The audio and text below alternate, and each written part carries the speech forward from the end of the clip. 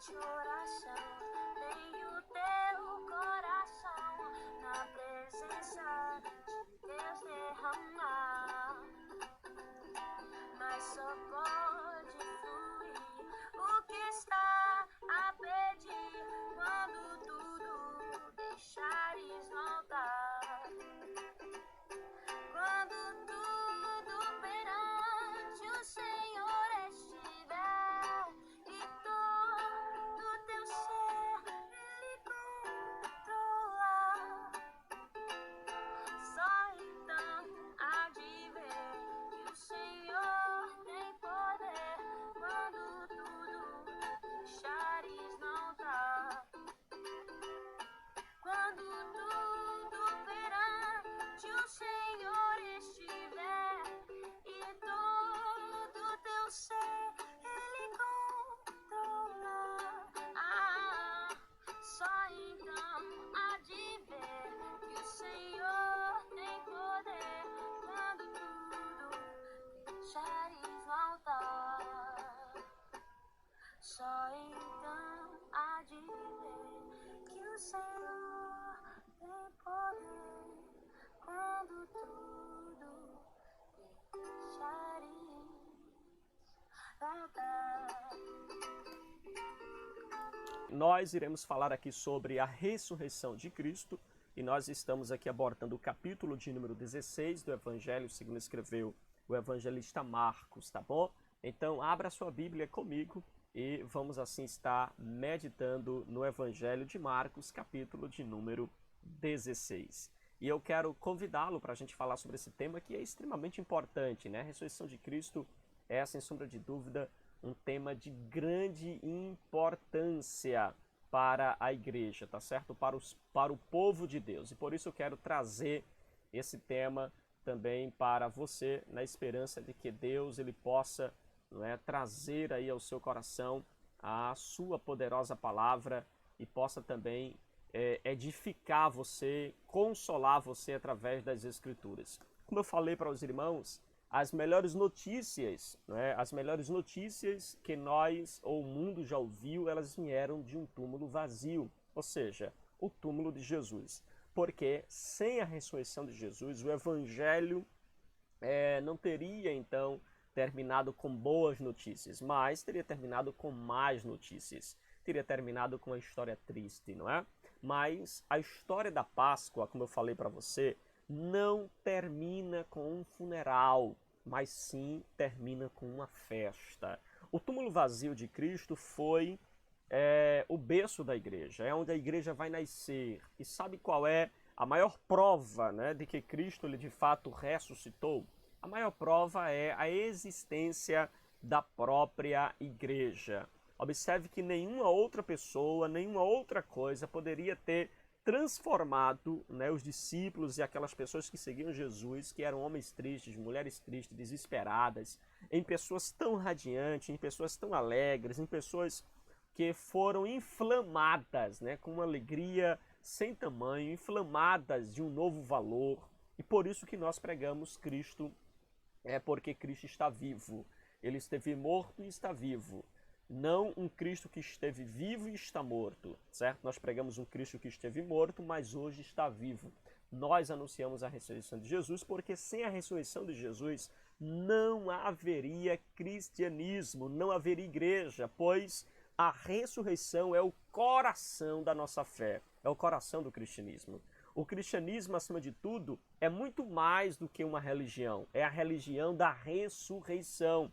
A igreja, ela é então primariamente chamada como a comunidade da ressurreição, porque a igreja vai então falar e vai mostrar exatamente sobre Cristo, né? Cristo ressurreto, tá certo? E nós também queremos falar com você aquela perguntinha que eu fiz, né, para quem estava no nosso primeiro vídeo, exatamente de que por que Jesus Cristo ele foi à cruz?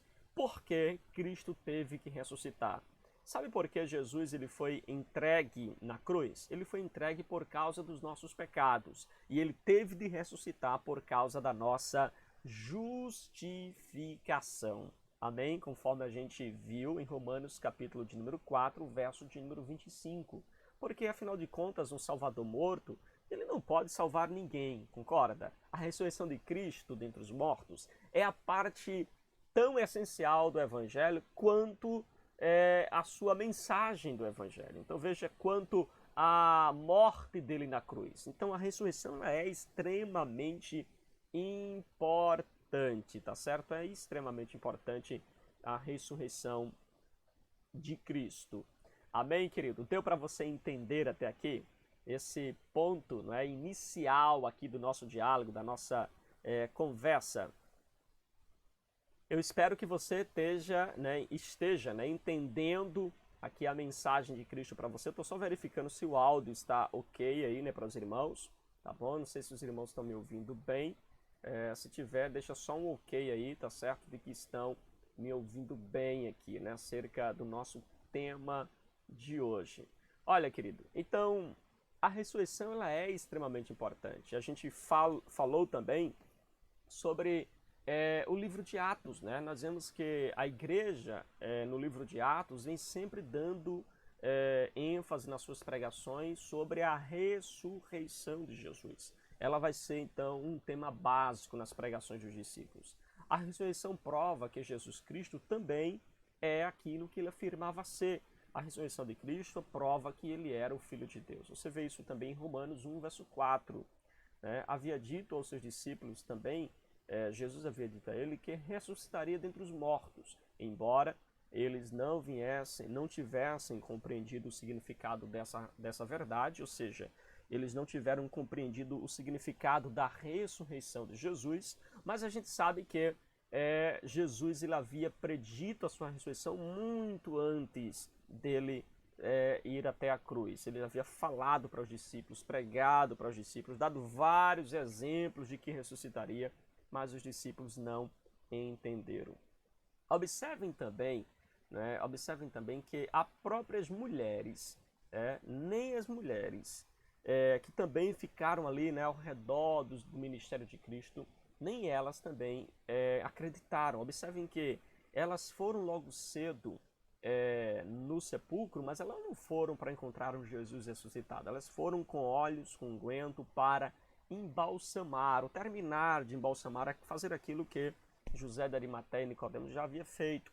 Elas foram, na verdade, com especiaria.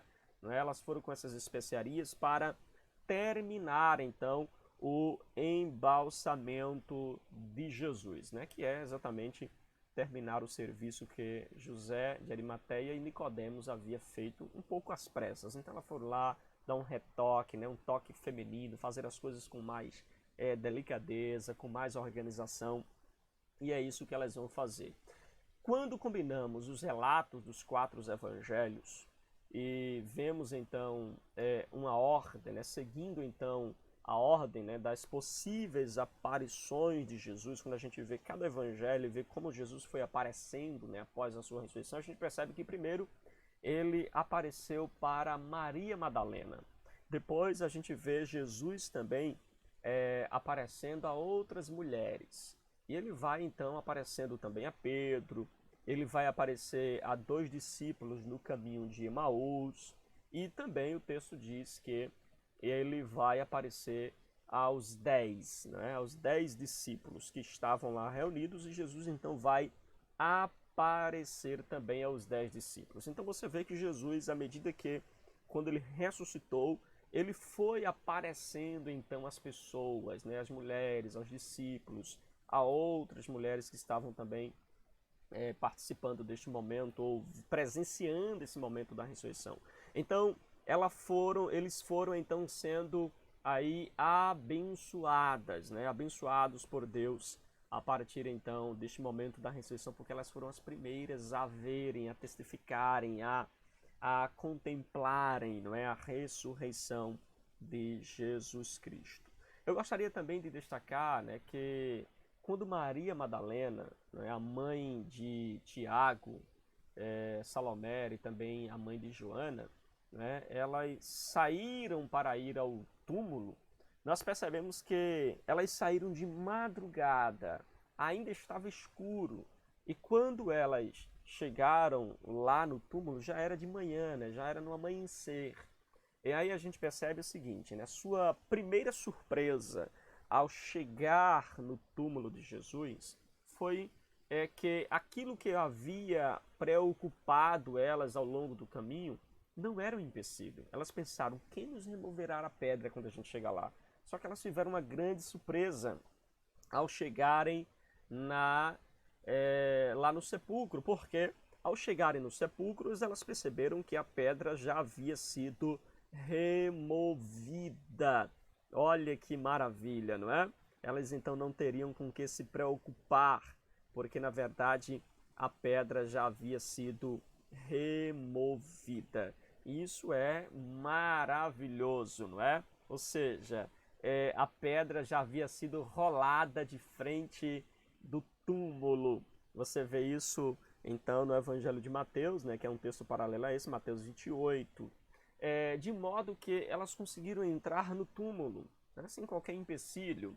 Mas elas também tiveram uma segunda surpresa. Sabe qual foi? É que quando elas entraram, ela encontrou 2 anjos no túmulo. 2 anjos estavam lá. E aí a sua atenção, né, se volta para aquele anjo, onde ela vai então ficar surpresa com o que ele vai dizer.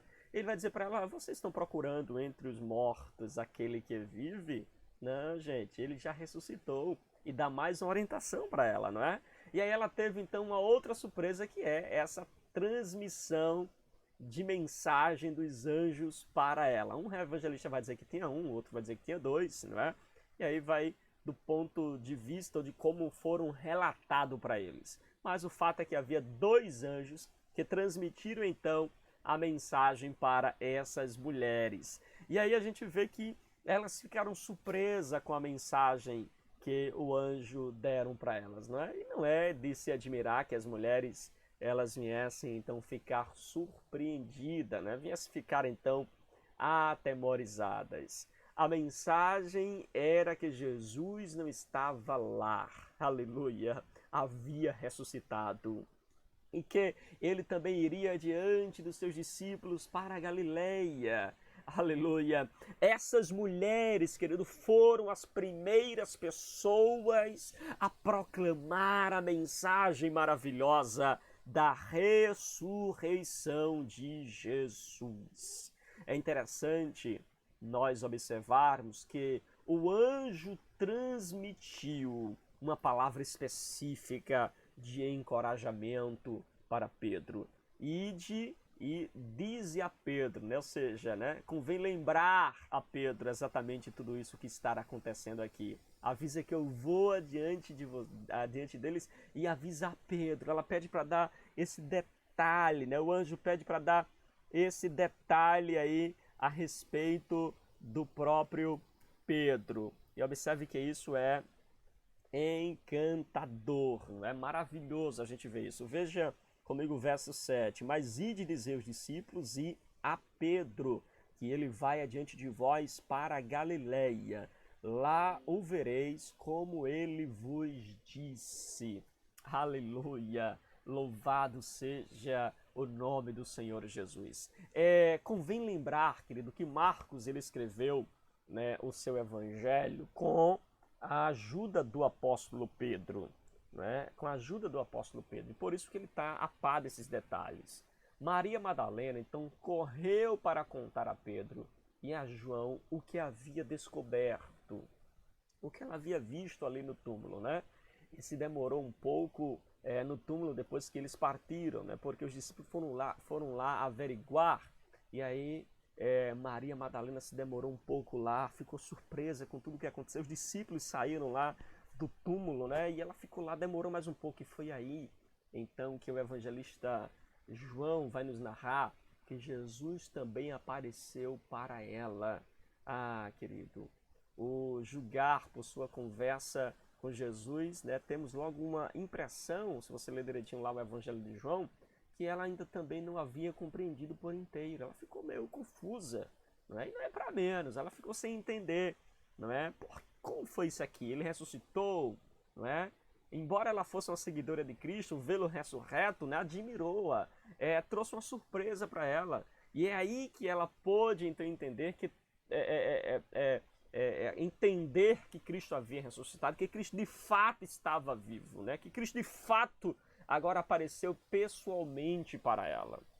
E aí depois de aparecer a Maria, Jesus ele vai concentrar-se, né, em aparecer também para outras mulheres que estavam a caminho da cidade para relatar aos discípulos a conversa que elas haviam tido, né, com Jesus. E aí você percebe que elas também vão ter esta aparição, né, essa manifestação de Jesus. Jesus vai aparecer para elas. E observe que a princípio elas estavam então alegres, né? Mas um pouco receosa, querido, do que estava acontecendo, porque era muito surpreso para ela, né? Porém, depois que Jesus realmente encontra-se com elas e que elas também acharam os discípulos e que lhe transmitiram então as boas notícias de que Jesus havia ressuscitado, a alegria vai enchendo o coração e tirando então todo o senso de dúvida, vai deixando de lado toda a ansiedade, o medo, né, o assombro do que elas viram lá, e elas começam a se encher de alegria, tendo a certeza de que Jesus de fato ressuscitou. Porque você sabe que uma coisa é você ouvir a mensagem, e outra bem diferente é você ter o encontro pessoal com o Senhor ressurreto. Uma coisa é eu falar para você da ressurreição, e outra coisa bem diferente é Jesus aparecer pessoalmente para você. Os discípulos, e alguns deles, tinham apenas ouvido das mulheres que Jesus havia ressuscitado e eles nem deram tanto crédito. Mas, bem diferente, era o testemunho das mulheres, porque elas haviam visto Jesus. Elas haviam contemplado Jesus. E isso era, então, motivo para que elas pudessem estar realmente encantada, né, maravilhada com o que estava acontecendo. Porque quem se encontra com Jesus, querido, tem sempre algo para compartilhar com os outros. À medida que você se encontra com Cristo, você tem sempre a novidade para trazer para alguém. Você tem sempre a notícia, né? Observe que a ênfase de Marcos, né, aqui no capítulo 16, do verso 9 em diante, você vai ver que é sobre a incredulidade dos discípulos. Ele vai começar a enfatizar, né, sobre a incredulidade dos discípulos em não acreditar nas boas novas da salvação. É possível que, por preconceito, os discípulos não tenham acreditado no testemunho das mulheres. É possível que por causa disso eles não acreditaram, né? Por ter sido o caso das mulheres dar o testemunho. Mais uma vez, nós percebemos que na época, né, no século I, não se dava muito crédito ao testemunho de uma mulher. Não se dava muito crédito ao testemunho que uma mulher dava. Por exemplo, nos tribunais não se aceitava o testemunho de umas mulheres, né? Nos tribunais judeus não se aceitava o testemunho das mulheres. Mas quando os dois discípulos, né, do caminho de Emaús, eles também deram testemunho para os discípulos acerca da ressurreição de Jesus, a Bíblia vai dizer também que nem mesmo assim eles creram. Convém você comparar então Marcos 16 e 13, né, com Lucas 24, você vai perceber isso, que nem mesmo através dos dois discípulos que aparece para eles, que Jesus aparece para eles, eles vão dar testemunho para os discípulos, nem através deles eles também acreditaram, o que mostra a tamanha incredulidade, querido, dos próprios discípulos.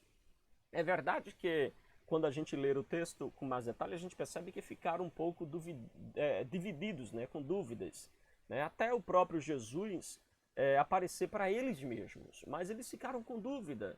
Quando então Jesus apareceu no meio dos seus seguidores, quando Jesus então apareceu para eles nitidamente e os repreendeu por causa da sua incredulidade, né, que havia então endurecido o coração dos seus discípulos, é somente assim que a gente vê então que eles passam agora a acreditar.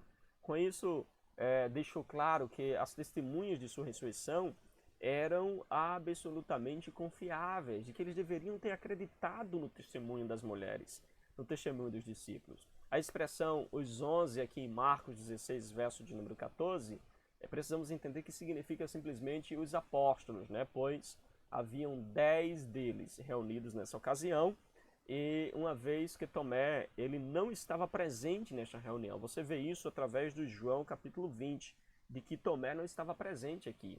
Antes da sua ascensão, né?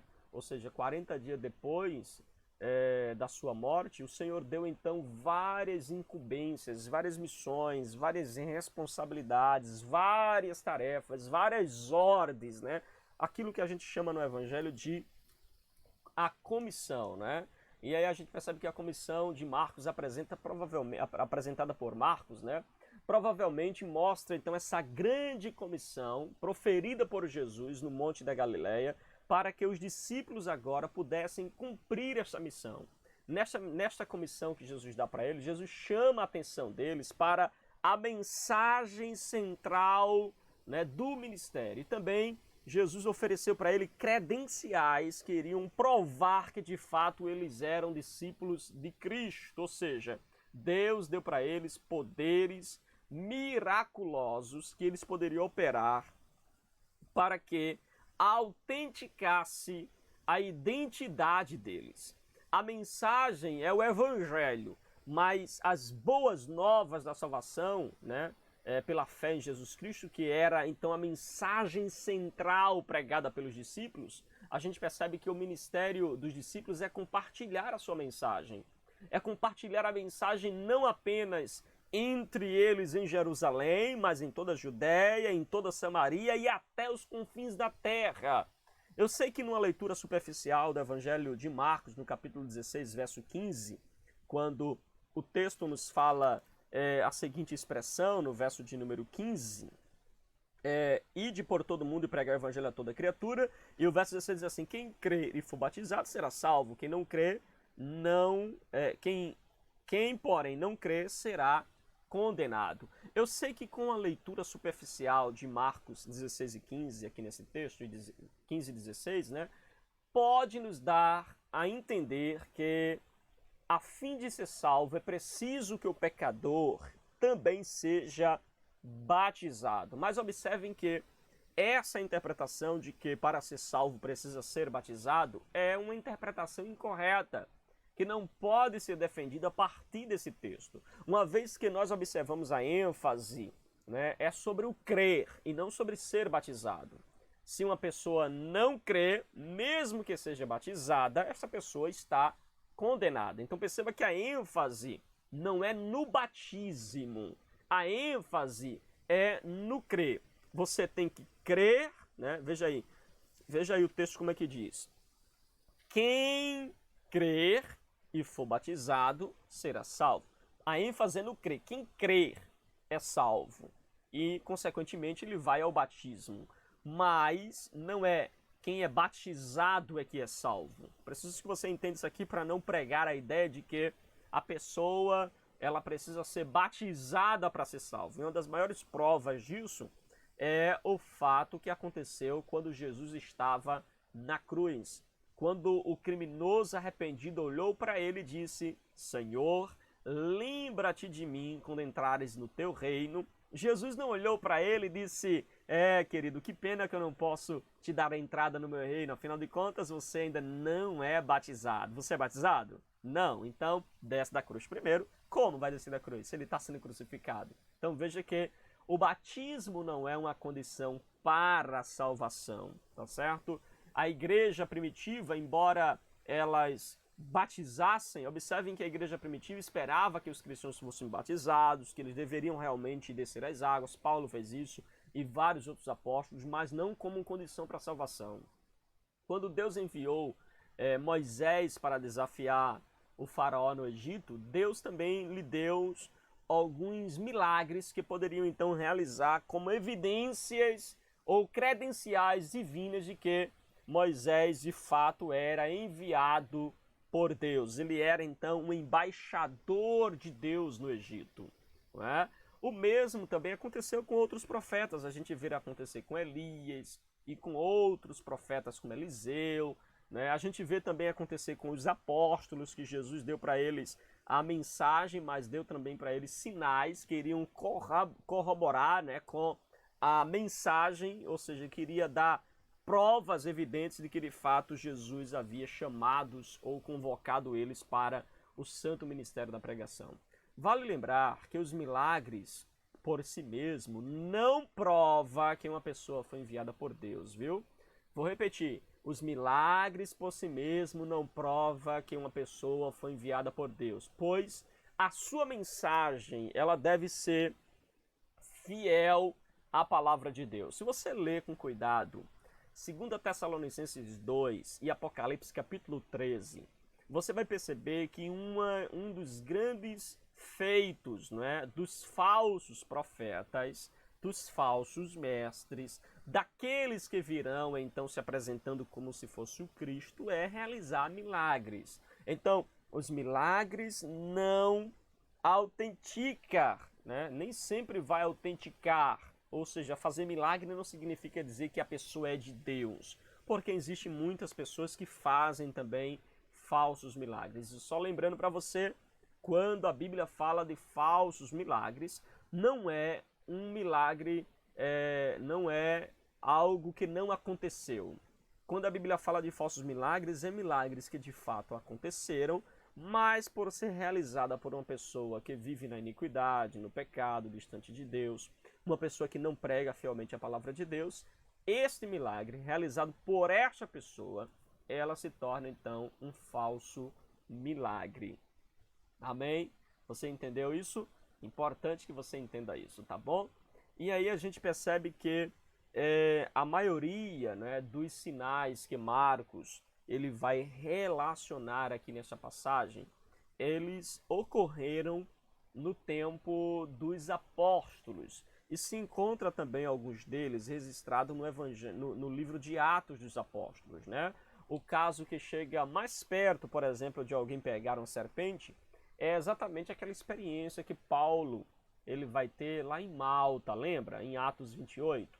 Mas observem que no relato bíblico a gente não encontra nenhum registro de alguém que tenha literalmente pegado, né, numa serpente ou bebido um veneno, né, e não tenha e tenha sobrevivido, né, feito então um teste, né, fazendo um teste com essa verdade aqui deste capítulo. A gente não vê nada parecido, né, alguém tomando veneno para ser curado ou botando o escorpião na mão para ser mordido, então ser restaurado então desta enfermidade. A gente não vê, né, em canto nenhum ser ensinado então esta verdade, né, com essa perspectiva. Por quê? A gente percebe que alguns cristãos eles estão alguns cristãos, a gente vê se é que é cristão, né? A gente vê nas redes sociais, vê na internet, né? Pessoas então com cobra na mão, aqui ó, me morde e eu não morro, porque afinal de contas Jesus disse que os venenos, né, não me mataria, ou pessoas querem tomar veneno, ou pessoas querem fazer coisa dessa natureza, né? Não encontra base nessa parte das escrituras, tá bom? Não encontra base nessas partes das escrituras. O texto não está falando para a gente beber coisas mortíferas, não está mandando a gente pegar serpente, não é? Para que a gente possa então dar prova de que Deus é com a gente, tá certo? Sem dúvida, eu creio, né, e a Bíblia relata que Deus realizou muitas maravilhas, das quais a gente não tem sequer conhecimento, né, das quais a gente não sabe, né, não está relatado para a gente. Mas observem que a Bíblia não nos fala, não é, de nenhum detalhe desse, e algumas coisas a gente só vai saber quando estiver no céu. Mas é triste, né, quando a gente vê pessoas, às vezes até bem intencionadas, porém, geralmente pessoas ignorantes, não é? Se apropriarem então desses milagres, desses feitos, desses sinais, como se fossem então promessas, né? Promessas. E aí elas terminam então se envenenando ou até mesmo pegando em cobras e sendo então picado por elas e chegam a óbito, né? E a justificativa às vezes que eles usam é, ela morreu porque não tiveram fé suficiente. Mas observe que a própria Bíblia diz que aquilo que não provém da fé é pecado. Então se ela foi induzida a fazer algo que ela mesmo não acreditava, ou seja, não tinha fé para aquilo, então ela fez então algo pecaminoso, de tal forma que se ela compreendesse as escrituras, você vai perceber que ela não teria se envolvido com isso. E por que não teria se envolvido, pastor?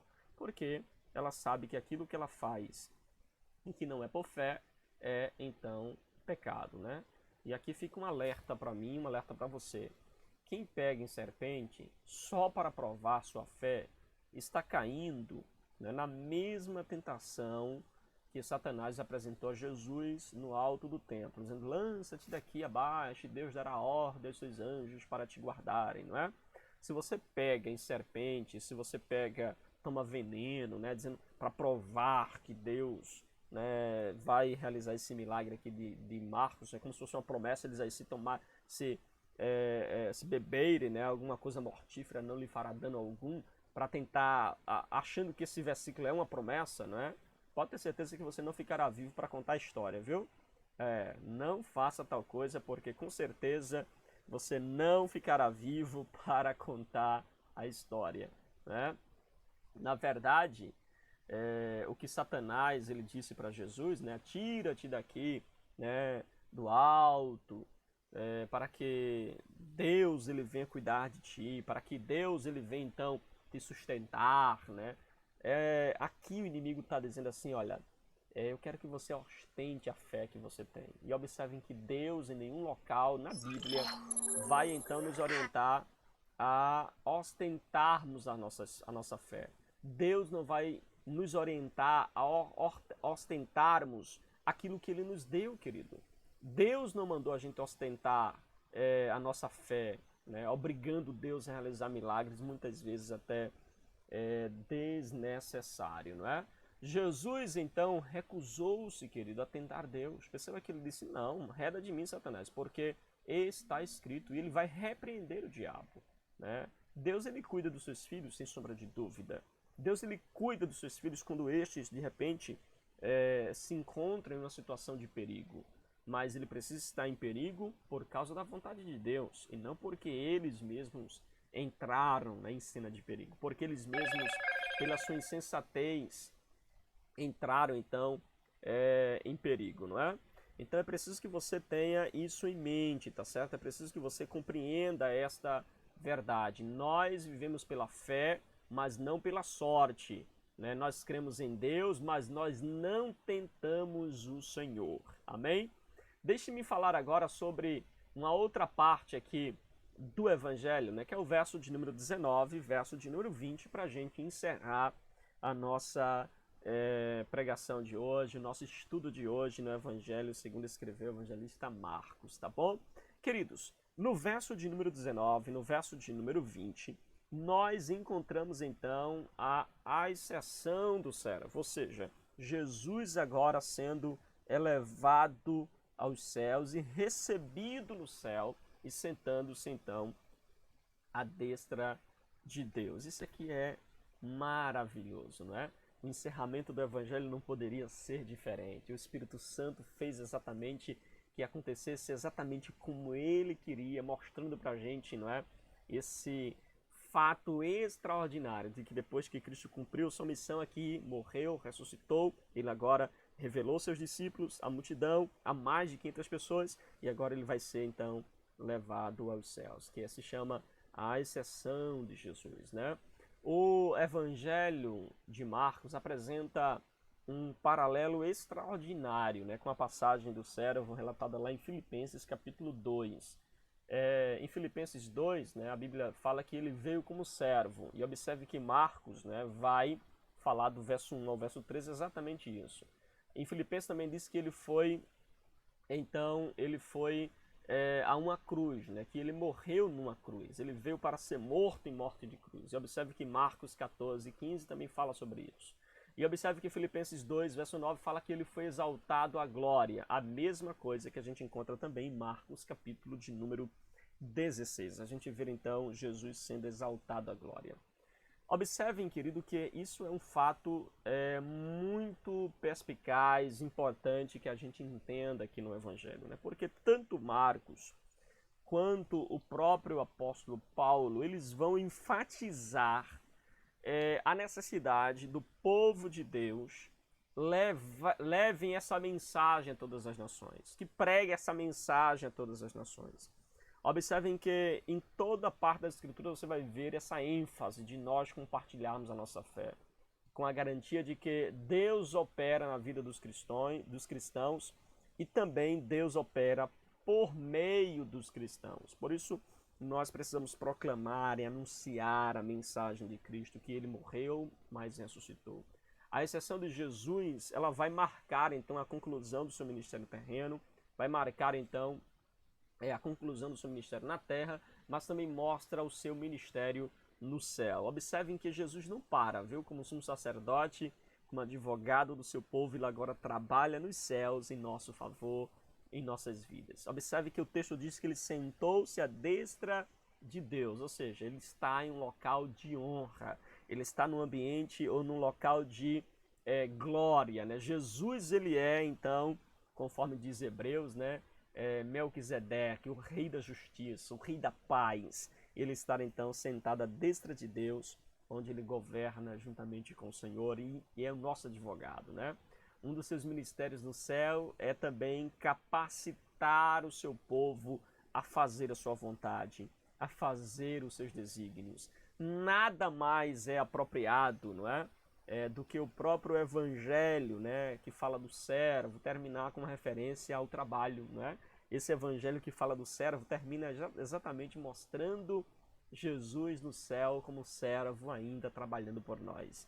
O evangelho do rei, né, conforme a gente vê o evangelho de Mateus, né, é o evangelho do rei, mas observe que o evangelho de Marcos é o evangelho do servo. E observem que ele termina o evangelho exatamente nessa proporção. É apropriado, né, a gente perceber isso. Por quê? Mateus, né, o evangelho do rei, vai terminar com uma referência à autoridade de Jesus. Mas o evangelho de Marcos vai terminar com referência a ele como servo. Por seu Espírito Santo, querido, o Senhor deseja também que nós, como igreja, venhamos então trabalhar na obra porque Ele está conosco e porque também Ele opera através de nós, Ele opera em nossas vidas. Nós precisamos ser, então, esse instrumento de Deus, né? Esse instrumento de Deus a pregar a mensagem do Senhor nos quatro cantos da terra. Os apóstolos, os profetas, né? Eles lançaram, então, o alicerce da igreja.